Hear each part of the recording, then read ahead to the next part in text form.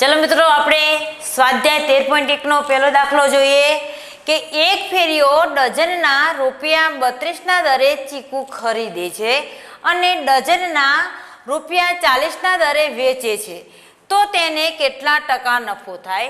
તો અહીંયા ડઝન છે એટલે ડઝનના ₹32ના દરે અહીંયા ખરીદ્યા છે અને એ જ ડઝન ₹40ના દરે વેચ્યા છે એટલે આપણે એક એક અહીંયા डजनना जे 12 नंग थाय छे ए अहींया आपणे जोवाना नथी। डायरेक्ट आपणे अहींया लखीशुं कि एक डजनना ₹32 हता अने वेच्या छे एने ₹40 मां एटले आपणने अहींया खबर पड़ी गई कि अहींया वेचाण किंमत वधु छे एटले नफो थशे। एटले नफो बराबरनुं सूत्र कयुं छे? वेचाण किंमत ओछा खरीद किंमत। बराबर। तो वेचाण किंमत केटली छे? ₹40 ओछा खरीद किंमत केटली हती? ₹32 एटले 40 मांथी 32 जाए एटले आपणने ₹8 शुं थाय छे? ₹8 आपणने नफो मळे छे। बराबर। हवे आपणे शुं कीधुं छे के केटला टका नफो थयो? तो केटला टका नफो थयो एटला माटे आपणे शुं करीए छीए के जे रूपिया परथी आपणने नफो थयो छे एने 100 वडे गुणी नाखीशुं। एटले अहींया कहीशुं के ₹32 हता અને ₹8 આપણને નફો થયો। બરાબર। ₹32 ખરીદ કિંમત હતી અને વેચાણ કિંમત આપણે અહીંયા આપણને 40 મળી એટલે ₹8 આપણને વધુ મળ્યા છે એટલે નફો થયો ₹32 ₹8 નફો। તો 100 એ કેટલા ટકા? બરાબર। કેટલા ટકા એટલે આપણને 8 ચોક 32 અને 25 ચોક 100 એટલે 25% આપણને અહીંયા નફો મળશે। આ આપણો જવાબ અહીંયા રહ્યો। તો એ ડી માં છે જ। બરાબર। તો પ્રશ્ન 1 નો ડી અહીંયા આપણે વર્તુળ ઘાટું બનાવી દઈશું। ચલો પ્રશ્ન 2 જોઈએ કે એક છોકરાએ પોતાનું જૂનું પાઠ્યપુસ્તક 20% નુકસાનીએ ₹64 માં વેચ્યું તો પાઠ્યપુસ્તકની ખરીદ કિંમત કેટલી હતી? જૂનું પુસ્તક છે એટલે અહીંયા જે કિંમત હોય એ મૂળ કિંમત તો મળે નહીં। બરાબર। એટલે થોડી તો આપણે અહીંયા નુકસાની ભોગવવી પડે એટલે અહીંયા એ છોકરાએ શું કરી છે કે 20% નુકસાનીએ ₹64 માં વેચ્યું છે તો ખરીદ કિંમત કેટલી? તો ખરીદ કિંમત આપણે અહીંયા જોવાની છે। તો અહીંયા આપણે ખરીદ કિંમત આપણે ધારો કે મેળવીશું પહેલા કે ધારો કે ₹100 खरीद किंमत होय किंमत पर शू थाय छे 20% नुकसानी 20% नुकसानी नुकसानी नो मतलब शू खोट नुकसानी नो मतलब खोट खोट ने आपणे बीजું શું કહેવાય તોટો બરાબર તોટ જાય છે એટલે આપણે શું કરીશું જો આગળનો એક આપણે મહત્વનો મુદ્દાનો દાખલો શીખ્યા હતા જો લાભ થતો હોય તો ધારો કે ખરીદ કિંમતમાં આપણે શું કરતા હતા ઉમેરો કરતા હતા અહીંયા નુકસાની થાય છે એટલે શું કરવાનું કે 100 માંથી જે ટકા આપ્યા હોય એ બાદ કરવાના જે નુકસાની આપી હોય એ બાદ કરવાની તો 100 માંથી 20 જાય એટલે 80% ખરીદ કિંમત ધારો કે નહીં આવી યાદ રાખો। बराबर।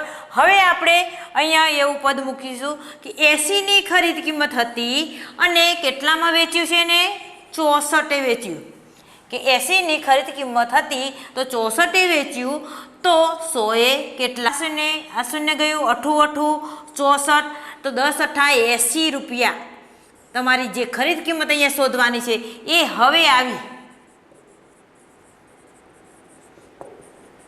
समझण पड़ी के आपणे शुं कर्युं कि 20% नुकसानी हती तो धारो के ₹100 जो पाठ्यपुस्तक एटले चोपड़ीनी खरीद किंमत अहींया ₹100 होय तो 20% नुकसानी एटले 100 मांथी 20 काढी नाख्या एटले आपणे शुं कर्युं ₹20 धारो के खरीद किंमत। बराबर। हवे अहींया शुं कर्युं कि खरीद किंमत पर वेचाण किंमत तो 100 ए केटला टका आ शुं छे धारो के वारी छे हाँ धारो के खरीद किंमत वाली। बराबर। એટલે યાદ રાખવાનું છે અને આ વેચાણ કિંમત ઉપર મૂકી છે એટલે આ પ્રમાણે આપણે દાખલો ગણવાનો નુકસાની આવે તો ધારો કે માંથી જે ટકા આપ્યા હોય બાદ કરવાના અને જો લાભ થાય નફો મળે તો એ ઉમેરવાના અને આ પ્રમાણે દાખલો ગણી લેવાનો। તો આપણો અહીંયા ₹80 અહીંયા છેદ બી માં પ્રશ્ન 2 નો બી। પ્રશ્ન 3 જોઈએ કે એક માણસ ₹20 ડઝન લેખે પેન્સિલ ખરીદે છે અને પ્રત્યેકના ₹2 લેખે એ પેન્સિલો વેચે છે, તો તેને કેટલા ટકા નફો થયો? તો અહીંયા આપણને શું કીધું છે કે ડઝનના ₹20 છે, બરાબર. અને અહીંયા પ્રત્યેકના એટલે એકના કેટલા રૂપિયા લે છે? 2. એટલે આપણે ડઝન એ અહીંયા આપણે સમજવાનું કે એક ડઝન એટલે કેટલી? એક ડઝન એટલે 12 નંગ પેન્સિલ, બરાબર. અહીંયા આપણે આ સમજવાનું, બરાબર. તો અહીંયા શું કીધું છે કે એને જ્યારે ખરીદી છે ત્યારે ₹20 છે અને અહીંયા વેચે છે ત્યારે કેટલા થાય છે? તો અહીંયા આપણે 12 × 2 કરીએ આપણે અહીંયા, તો 12 પેન્સિલના કેટલા? એટલે 12 × કેટલા થયા? 12 × 2 રૂપિયા શું થયું? ₹24 શું આવી? અહીંયા વેચાણ કિંમત આવી. સમજણ પડી?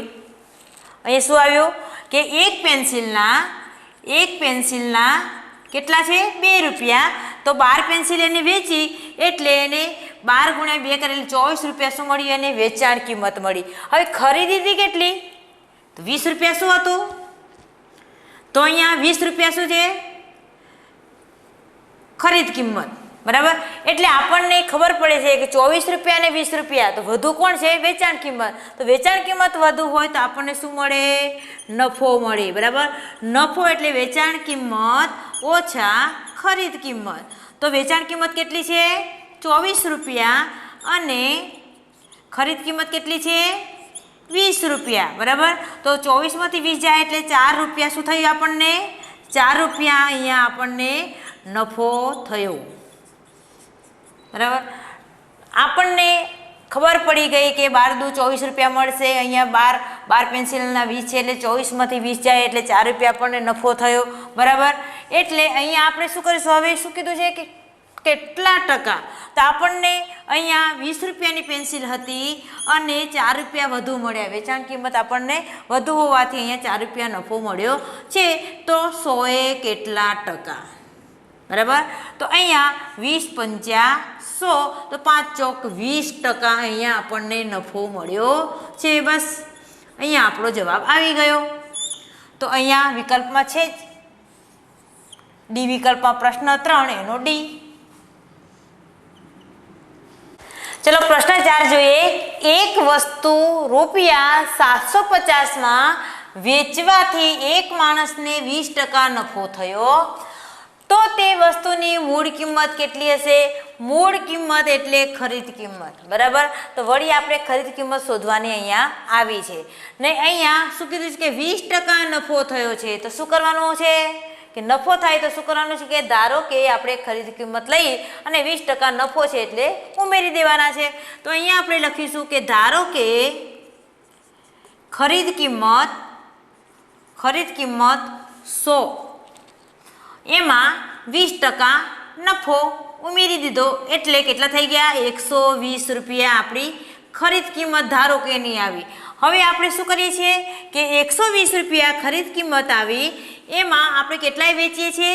750 વેચીએ છીએ. તો 100 કેટલા? બરાબર. તો અહીંયા આપણે આનો છેદ ઉડાડીએ કે આ શૂન્ય ગયું, બરાબર. 4 તેરી 12 અને અહીંયા 25 ચોક 100, સોરી અહીંયા 3, બરાબર કે 3 ચોક 12 અને 25 ચોક 100. હવે અહીંયા 3 દુ 6 અને 3 પંચા 15. તો અહીંયા 25 તેરી 75 એટલે 3 ઉડી ગયા, બરાબર. અને 25 કેટલા થાય છે? 625 થાય છે, બરાબર. એટલે આપણો અહીંયા મૂળ કિંમત એની કેટલી આવી? ₹625 મૂળ કિંમતને આપણે બીજું શું કહીશું? ખરીદ કિંમત. સમજણ પડી? જ્યારે ખરીદ કિંમત ના આપી હોય ત્યારે આ પ્રમાણે તમારે લખી જ દેવાનું, બરાબર. ધારો કે ₹100 ખરીદ કિંમત લેવાની અને 20% જે નફો છે એને ઉમેરી દેવાના છે અને ખરીદ કિંમત લાવીને એ ખરીદ કિંમત અહીંયા અને વેચાણ કિંમત ઉપર અને 100 વડે ગુણાકાર કરશો એટલે તમારો જવાબ 625 અહીંયા મળી ગયો. તો અહીંયા આપણે 625 પ્રશ્ન 4 એનો સી. चलो प्रश्न 5 समझिए। एक व्यक्तिए 120 केरी રૂપિયા 4 દરે ખરીદી, આમાંથી 20 કેરી સડી ગઈ, તો બાકીની કેરીને તેણે રૂપિયા 48ની 10 કેરીના દરે વેચી, તો તેનો નફો અથવા ખોટ શું થશે? અહીંયા આપણને કોઈ સ્પષ્ટ વાત કરી નથી કે નફો થશે કે ખોટ, બરાબર? તો આપણે અહીંયા એ દાખલો ગણીને આપણને અહીંયા ખબર પડશે, બરાબર?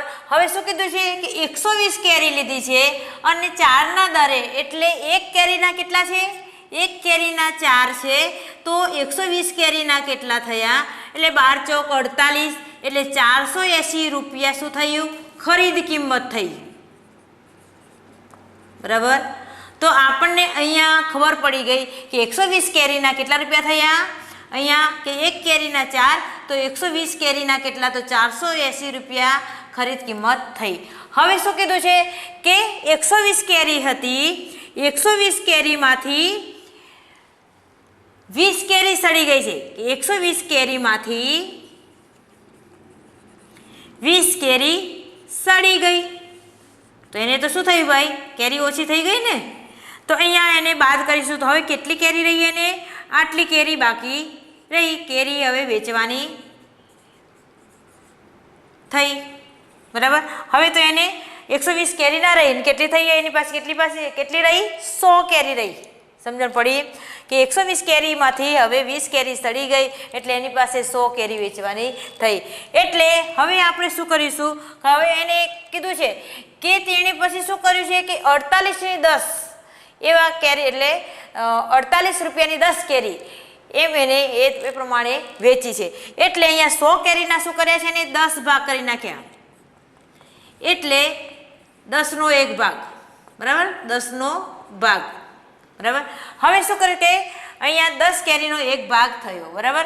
એટલે હવે શું કીધું છે કે તો એક ભાગના કેટલા રૂપિયા છે? 48, તો 10 ભાગના કેટલા? સમજ પડી કે 10 કેરીના કેટલા, બરાબર? કે અહીંયા એક ભાગના તો અહીંયા 10 ભાગ થયા 100 કેરીના, બરાબર? તો એક ભાગના 48 રૂપિયા, બરાબર?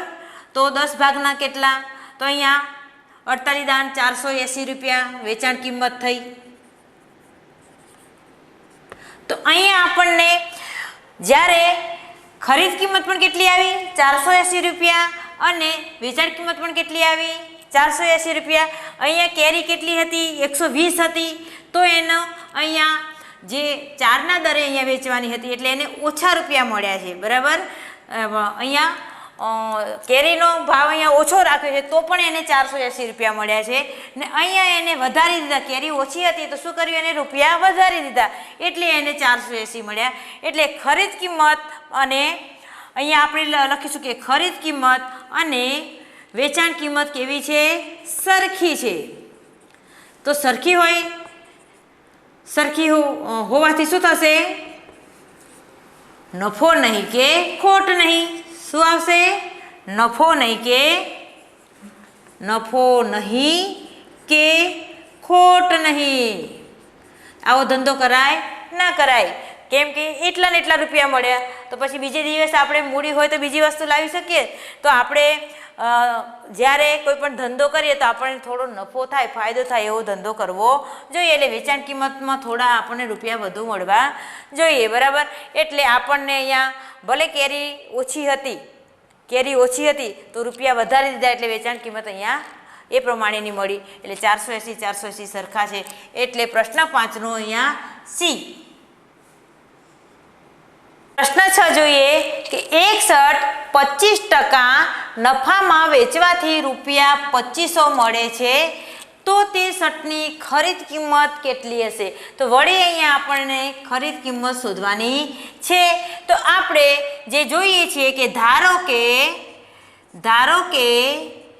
100ની ખરીદ કિંમત પર કેટલા ટકા છે? અહીંયા 25% નફો, બરાબર? તો એને આપણે શું કરીએ છીએ? ઉમેરી દેશું, બરાબર? નફો છે એટલે શું કરવાનું? ઉમેરી દેવાનું. એટલે 100 + 25 બરાબર રૂપિયા કેટલા મળ્યા? 125 રૂપિયા અહીંયા ખરીદ કિંમત મળી, બરાબર.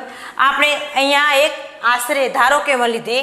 હવે શું કીધું કે 125 રૂપિયાની ખરીદ કિંમત પર કેટલામાં વેચી છે? 2500માં વેચી, તો 100 એ કેટલા? બરાબર. તો અહીંયા આપણે છેદ ઉડાડીએ કે 25 પંચા 125, 25 ચોક 100, એટલે 25 ઉડી ગયા, બરાબર. પંચા અને ચોક અહીંયા રહ્યા. હવે 5 એ 5 એ 25 અને આ 2 શૂન્ય અહીંયા મૂકીએ એટલે 2500 અહીંયા પણ આવી ગયા. હવે 5 ચોક કેટલા થયા? 5 ચોક 20 અને 2 0 અહીંયા મૂકી દઈએ એટલે કેટલા રૂપિયા થઈ ગયા આપણા? 2000 રૂપિયા અહીંયા ખરીદ કિંમત આપણને મળી ગઈ. ડાયરેક્ટ આ ખરીદ કિંમતો આપણે ધારો કે મેં લીધી છે કે બેન અહીંયા કે 125 તો આવી ગયા છે, ખરીદ કિંમત ના ચાલે, ના ચાલે, એ આપણે ધારો કે માં લીધી છે. એ અહીંયા આપણે એનો છેદ ઉડાડી અને અહીંયા 5 ચોક 20 અને 2 શૂન્ય અહીંયા મૂક્યા એટલે 2000 રૂપિયા ખરીદ કિંમત આવશે. તો આપણો વિકલ્પ સી છે જ. તો પ્રશ્ન 6 એનો સી. પ્રશ્ન 7 જોઈએ.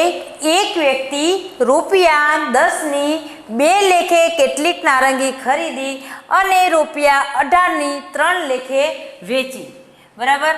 હવે તો આ ધંધામાં તેને કેટલા ટકા નફો થયો હશે? અહીંયા આપણને જો આ આપણા જીવન વ્યવહારની વાત છે, તમને જો પૂછવામાં આવે કે ભાઈ એ 10ની 2 મળે છે તો એકના કેટલા, તો આપણે તરત જવાબ દઈશું 5 રૂપિયા. પણ દાખલો આવે ને ત્યારે આપણું મગજ કામ કરે નહીં. ઓ દાખલા મજા ના આવે, પણ ના સમજશું તો આપણને તરત જ અહીંયા જવાબ આવડી જશે, બરાબર. અહીંયા 10ની 2 એટલે અહીંયા આપણને એ ખબર પડવી જોઈએ કે ખરીદ કિંમત કેટલી છે? 10ની 2 એટલે 10 ભાગ્યા 2 તો બરાબર એકના કેટલા થયા? 5 રૂપિયા. તો 5 રૂપિયાની 1 નારંગી થઈ, બરાબર. હવે વેચાણ કિંમત કેટલી છે? વેચાણ કિંમત કેટલી છે કે 18ની 3, 18ની 3 એટલે 18 ભાગ્યા 3 એટલે 6ની 1 નારંગી થઈ, બરાબર. 6 રૂપિયાની એટલે અહીંયા રૂપિયા 5ની રૂપિયા 6ની 1 નારંગી થઈ. હવે આ વેચી છે ને આ ખરીદી છે, બરાબર. તો અહીંયા આપણને ખબર પડે કે 6 રૂપિયા અહીંયા 5 રૂપિયાની ખરીદી છે અને 6 રૂપિયા વેચી છે એટલે આપણને અહીંયા નફો મળશે. કેમ કે વેચાણ કિંમત વધુ હોય તો નફો મળે, એટલે વેચાણ કિંમત ઓછા ખરીદ કિંમત એટલે 6માંથી 5 જાય એટલે 1 રૂપિયા શું થાય છે? 1 રૂપિયો નફો મળે છે, બરાબર. અહીંયા આપણને એકદમ સહેલું કે રૂપિયા 6, બરાબર, એમાંથી 5 રૂપિયા કટ કરી નાખ્યા એટલે 1 રૂપિયા નફો મળે છે. હવે આપણે શું કીધું કે ટકા શોધવાના આવે એટલે 100 સાથે ગુણાકાર કરવાનો જ છે, એ આપણને ખબર છે, ઘણા બધા દાખલા શીખ્યા છે. હવે તો અહીંયા 5 રૂપિયાની નારંગી હતી, એમાં 1 રૂપિયો નફો મળ્યો તો 100 એ કેટલા? તો 20 પંચા 100 બરાબર 20% આપણને અહીંયા નફો મળશે. બસ આપણે સ્ટેપ બાય સ્ટેપ દાખલો ગણશું તો તરત આપણો જવાબ અહીંયા મળી જશે. સમજણ પડી? અહીંયા આ પદ આપણે 5માંથી 1 કેરી એટલે 5 રૂપિયા ઉપર આપણને 1 રૂપિયા નફો મળ્યો તો 100 એ કેટલા ટકા? તો અહીંયા આપણું અહીંયા 20% નફો મળે છે. તો સીમાં છે જ આપણો જવાબ પ્રશ્ન 7 એનો સી